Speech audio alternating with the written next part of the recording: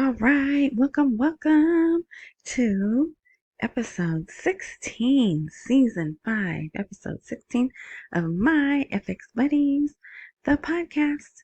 And I say podcast because there are other mediums to view this content. Like, the best way is the blog, which you can find at myfxbuddies.blogspot.com, or wherever you are enjoying this content, look for a more open info, description, intro, some button of that nature. Click on that, and there will be a link directly to the blog. In this one, you may want to go to the blog. For those of you who may be interested, I was able to copy some footage of the meeting. So remember the meeting they had last night? Yeah. Uh, just a little snippet of that, which YouTube, fair use disclaimer. Everything that I show is for critiquing, commenting, teaching, sharing, and falls under the Fair Use Disclaimer Act. All right, so also not Shopify. I don't even know why I said that. What is it? Spotify.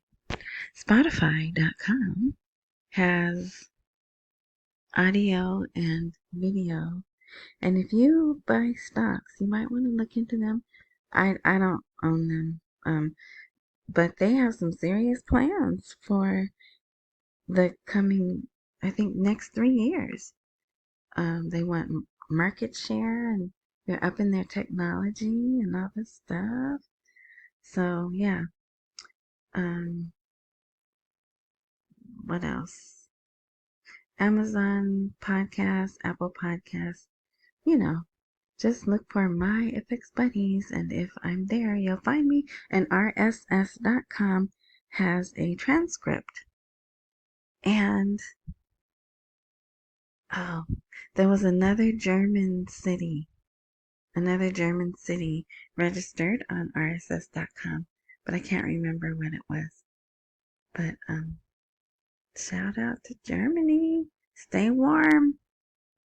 All right, so we'll get into it. This one's going to be short. Well, 30 minutes. But so it's Thursday, January 30th, and we got some answers, and I wanted to share them with you. So, and tomorrow's Friday, and I don't know, there probably won't be a lot of news, and so just get it over with, right? All right, so here's the title article. Well, the title is Economist says the country's financial situation is among the most prosperous years, but for image count, I changed the country to Iraq's. Iraq's financial situation is among the most prosperous years. And never mind that person said that. Look who said it. Nabil Al-Marsoumi. He's the one they call the pessimist, the pessimistic economist. And he actually said that the country has large cash reserves, which are greater than 100% on the volume of the issued currency. And so, see, if you listen to yesterday's, remember I was looking for that sentence and I couldn't find it. It was because it was in this article. Yeah, so he was interviewed by this, whatever that is right there, site, Thursday, that the percentage for a country like Iraq that maintains cash reserves equivalent to between 20 and 40% of the volume of the issued currency is positive. So, yeah, I guess I was laughing. I said, maybe he got a visit. Maybe someone was like, hey, we've been reading what you've been saying, and it's all been negative. So, my friend here, he's going to interview you, and, you might want to change your tune. Don't think things like that don't happen, right? We know it happens over here. But anyway, yeah, so the central bank can provide a major source of protection for the Iraqi government if it needs some financial supplies by deducting remittances from government banks, explaining that the financial situation that the country is experiencing is among the most prosperous years in terms of foreign exchange reserves. So you could read that. There's just a little bit more, but for time's sake, we're going to skip that. So today, this guy is the prime minister. He's not the president. So the president of Egypt is that Sisi guy. His last name is Sisi, but he didn't come this time. They sent Sudani's counterpart, which would be the prime minister. So maybe Egypt is like Iraq, where they have a bunch of different presidents that have different titles, right? So this seemed to be a pretty successful meeting, whatever, because it was more than one. Well, here you can see this. Well, I know a lot of you watch on cell phones, so let me make that big. Iraqi Egyptian Economic Forum. So there they are on stage, and you can see the people here in the audience, right? But so this was an official, there we go, that's the word I was looking for. Official visit. He had the red carpet. When his plane landed, he got the red carpet. He got, they have a little like military orchestra. I don't know how to say it. Then they have the really fancy military people that have really shiny swords, and they do a little dance and they kick their feet up real high. You know what I'm talking about? They did that. So yeah, so it was an official, hey, my brother country, welcome, visit. So they did that speech, but look, they had more than 300 businessmen just from Iraq and Egypt. I bet you there was a couple of other country people in there too, but that was the focus. And then if you'd like to see, they signed 12 multi-sectoral memorandum of understanding. And they stood over the people. I should have taken a picture of that. But anyway, kind of creepy, but I guess that's how they do things. So if you want to read about those, they are here on the blog for free. You don't even have to put in your email address. You just go to the blog and you can read that. All right. Here is the finance minister, Miss Sammy. That's what I call her because I don't know how to say her first name. She met with the ambassador to Japan, and the delegation. Even though in this picture it's just him and her and him, she and him. I don't know, whatever. My mother used to correct me when I spoke all the time, so even though it's been about a century, I still hear her. I still hear her voice correcting me. Anyway, yeah, so the keenness to consolidate economic relations with Japan, which they have a lot. I mean, just in the little time that I've been watching them, Japan has donated, granted, loaned so much money to Iraq. Yeah, so, all right. So let me just show you the little tidbit of meeting. This isn't it.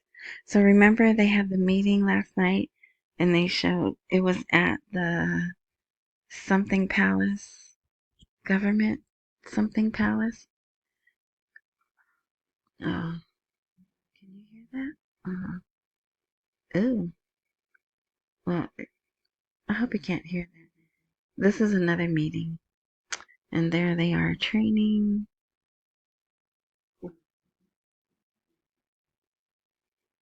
Why can't I mute that? Okay, look, there's Malinky. I forget his name. But yeah, look, they have paper. So they're really talking, they're really discussing things. It's frozen because I'm talking about that guy. I can't remember him. He ran for prime minister, but they didn't let him have it. They made him high up in the military. Yeah, I was saying it's not the entire budget. It's just a few pages. It's probably just the part that Sadani's letting them see. Oh, Hakeem is there. This is Hakeem. Yeah. So Maliki was sitting right next to. I'm so goofy. I hit the wrong pause button. You probably couldn't tell. I don't know. Maybe you could. But that's why that video ended abruptly. Because I hit the wrong pause button. But that was it. I just wanted you to see um, that they sit.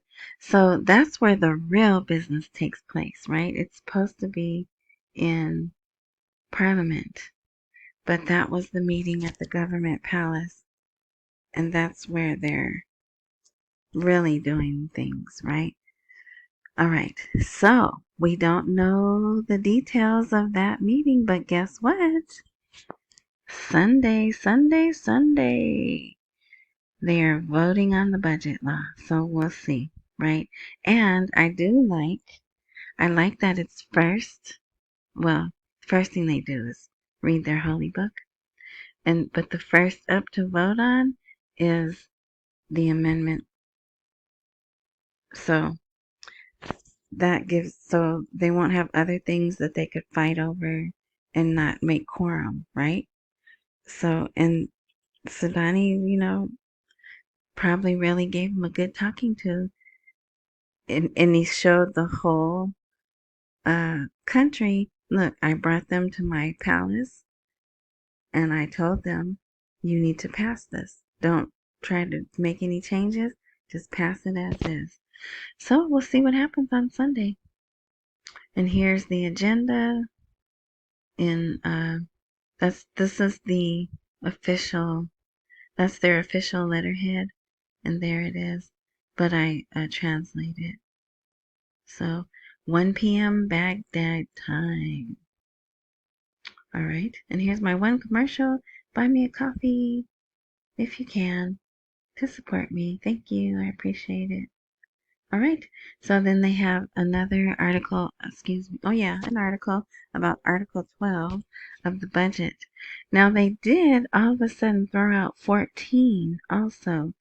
But anyway, so it says Article 12 of the budget, the gateway to the new conflict and the lifeline for the Kurds. So, boring stuff. It's all about the budget and the oil, getting the oil back flowing. You know what?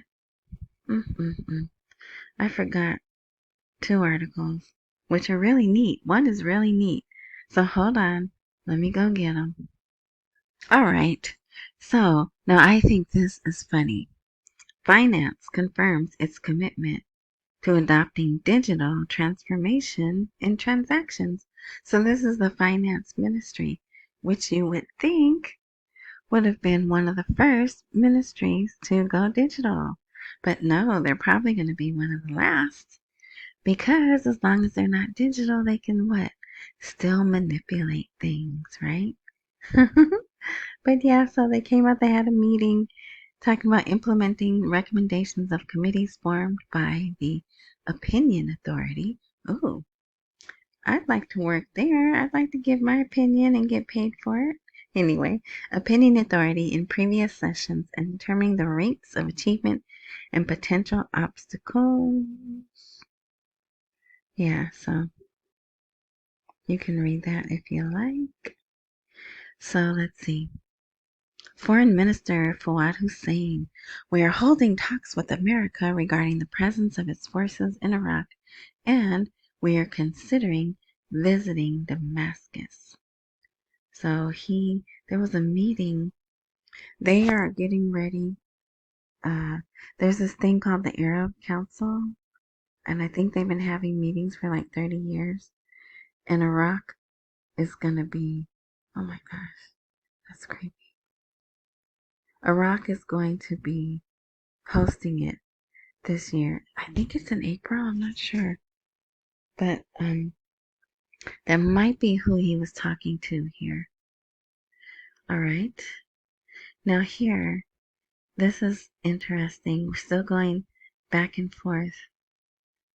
On the T-Man's table, Iraq's Rafidan Bank faces threat of U.S. sanctions.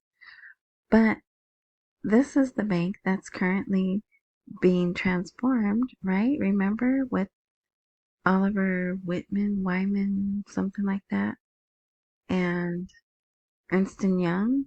They have two auditing companies working on them. So I'm hoping there's just a misunderstanding, but who knows, right? But so yeah, the new person, Joe Wilson, renewed his attack on Iraq.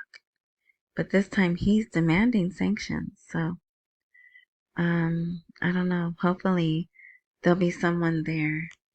And this isn't new. This didn't just pop up today, but I like this. I like this last sentence here. He believed this American exemption strengthens the regime in Tehran and keeps Iraq subject to Iranian influence, stressing the necessity of canceling this exemption so that Iraq can obtain energy from the Arab world, concluding by saying the T-Man will fix this matter. So some people are upset or they don't understand.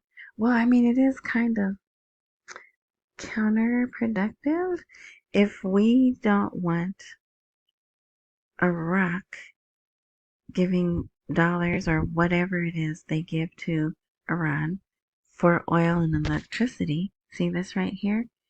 We renewed this so they can continue to get oil and electricity and until they don't need it any longer, right? But they still do. From Iran, so they get paid. And so then immediately after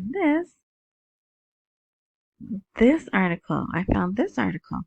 U.S. advisor, it's a different person. Their name will be here. The T-Man knows Iraq street by street. And let's see.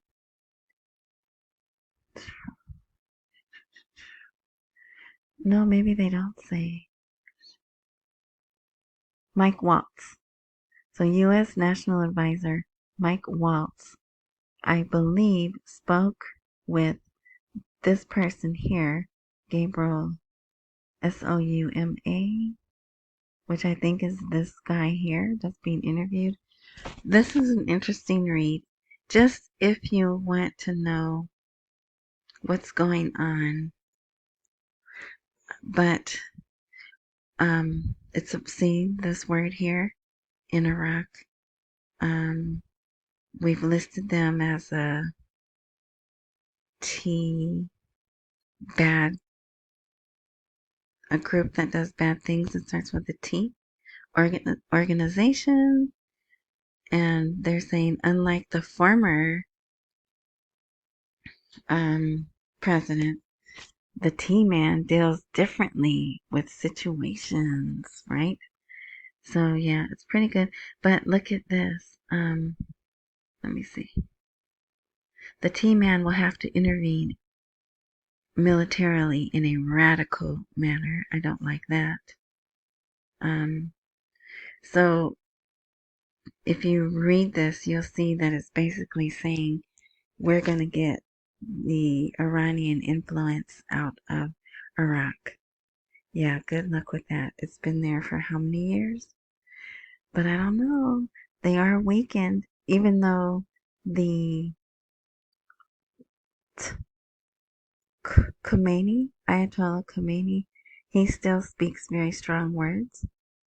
But it does seem like the lower people in the government or regime or whatever word you want to use there, they seem to want change, right? I've hinted to that. So I don't know. We'll see. we shall see what we shall see. But yeah, it looks long, but it's really not. It's really not that long. Okay, and then this right here. I couldn't believe when I saw this article.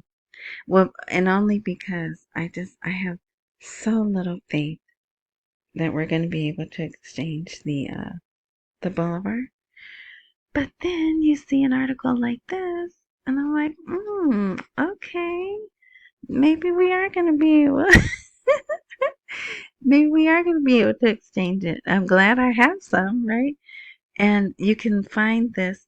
I mean, it's here, but this is oilprice.com. That's one of my favorite websites for oil, energy, articles, electric vehicles, and it's from around the world, not just America or Middle East, whatever. But so there's 3 bullet points here. Oh, did I say the title? The T-Man understands that the U.S. needs Venezuelan oil.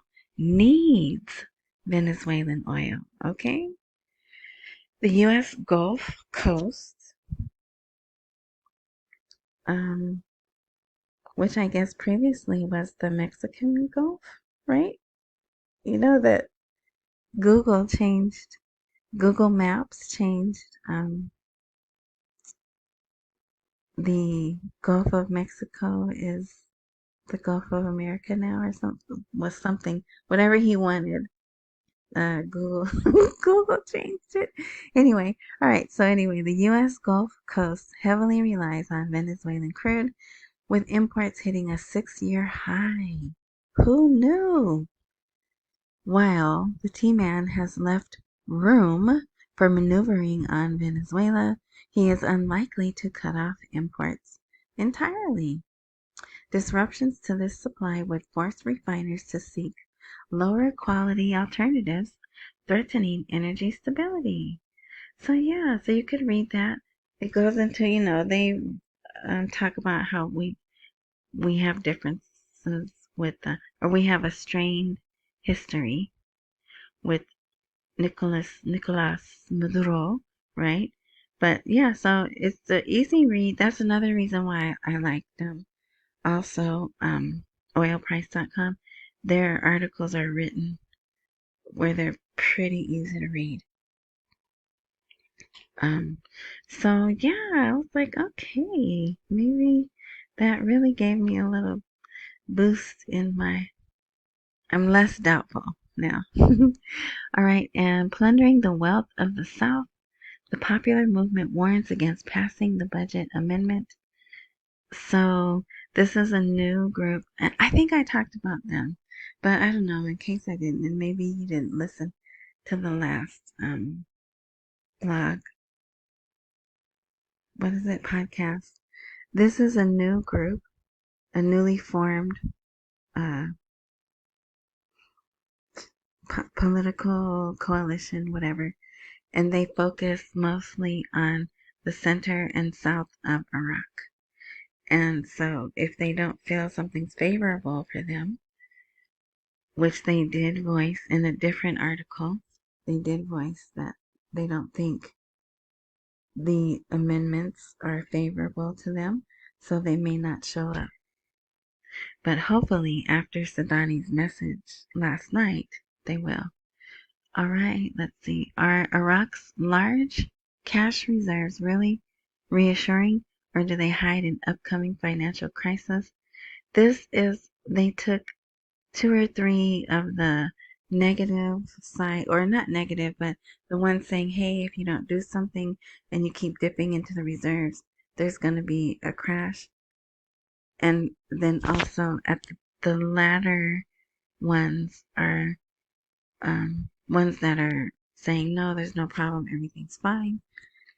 So I like this. The bottom line, ultimately, cash reserves remain just numbers on paper unless they are translated into realistic economic policies that diversify income, reduce dependence on oil, and contribute to achieving real development that touches the lives of citizens, right? Because it's all about the citizens. So yeah. So very good articles again. Everything's going good. So the next thing we have our eye on, well, we're always looking for a rate change, right? But yeah, come back in June for that. But the next thing we're looking for is to Sunday for the vote. Um, I didn't. There was nothing from Aliyah Lot. Well, today was the second day of that energy conference, but they didn't really have too much of it on TV, which is interesting. So that's probably when they talked about the really good stuff, right? Um, yeah. So that's it. I probably won't post tomorrow. Like I said, it's Friday. It's usually slow on Friday because it's their holy day, but you never know the way things are now. And did you see they released uh, some, I don't know if he was a hostage or a prisoner, but to not Ice Cream Land, the other side of the crisis? How many people were out waiting? It was two guys. Two guys. I mean, it was like probably two cities worth of people just to meet, and they carried, put these guys on their shoulders, and like if you've ever seen how they pass people in the crowd at a concert, that's what they were doing to these two guys. And it was, I mean, if you watch what are the ones, hostages, right? The ones that are from Ice Cream Land, they're called hostages, right? If you watch those, there was, a good amount of people there, but maybe 10 times that for these guys. And they kept showing it on Rock's TV. I'm not good. You know how some people can look at a crowd and go, oh yeah, that's about 58,000 people. I'm not one of those people. I can't do that. I'm like, that's a lot of people. That's like two cities worth of people. Okay. But anyway, all right. So I'm just rambling now. Okay. So thank you. Um, Wherever you are enjoying this content, if there's a follow, subscribe, join, like, whatever type button. If you haven't already, what are you waiting for? Activate that button because I don't update regularly. And if all things work like they're supposed to, if you activate that button, supposedly when I update, you'll be notified. All right, accumulate while we wait for the rate. Hey, read that Venezuelan article and maybe consider getting some. Don't go crazy on it, but if you can, one or two. I still can't believe we would be able to exchange the, what is it, Bolivar, but whatever, right? So yeah, accumulate while we wait for the rate to appreciate. Don't miss any meals. Pay all your bills and enjoy the rest of your morning, night, noon, whatever time frame it is. And until next time, thank you.